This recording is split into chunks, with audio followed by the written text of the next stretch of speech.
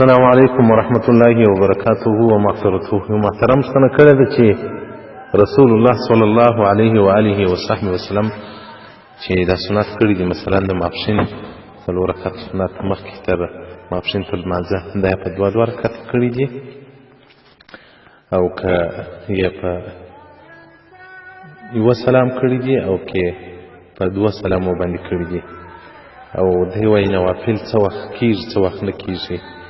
محترمه رسول الله صلی الله علیه و آله وصحبه وسلم فرمایي ما من عبد مسلمین، هیڅ مسلمان که نارینه وي که ښځینه وي 12 رکعته هره ورځ نه کوي، چې هغه دغه سنتیات چې تاسو حساب کړئ 4 رکعته د ماپښین تر لمانځه څخه مخکې دي، 2 وروسته دي، 2 د سهار دي، 2 د ماښام دي، 2 د ماښام دي، چې 12 رکعته کېږي. رسول الله صلی الله علیه وسلم بارک وایي که چا دا وکول الله جل جلاله به په جنت کې ولره هغه یو بیت ورکړي، یو کور ورکړي.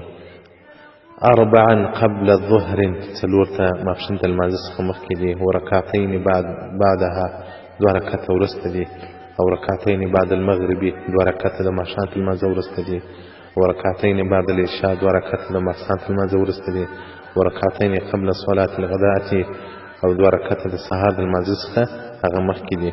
او رسول الله صلی الله علیه و آله وصحبه وسلم وایي که چا همیشه‌توب وکړي په 4 رکعتو د ماپښین، یعنې هغه د ماپښین 4 رکعت سنت، نو رسول الله صلی الله علیه وسلم وایي حرمه الله علی النار، دغه انسان به الله جل جلاله پر اور باندې حرام کړي، د بدن به پر اور باندې حرام شي.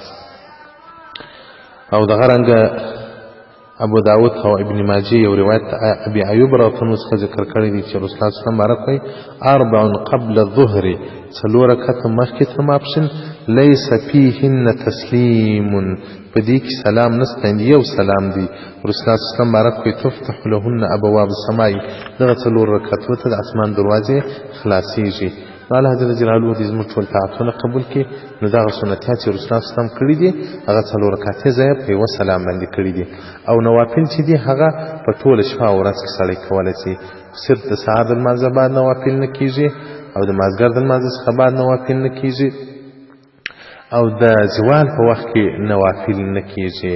نور ټول ورځ او ټول شپه انسان اختیارمند دی چې څومره نفل کولی شي هغومره دې وکړي. راځئ چې خپل تندي په سجدو باندې هغه مصروف او مشغوله وګرځوو، او ورځ د قیامت به د انسان لپاره نجات وي. المتجر الرابح في ثواب العمل الصالح، صفحه 112. ثواب 4 ركعات قبل الظهر و4 بعدها. والسلام عليكم ورحمة الله وبركاته ومغفرته.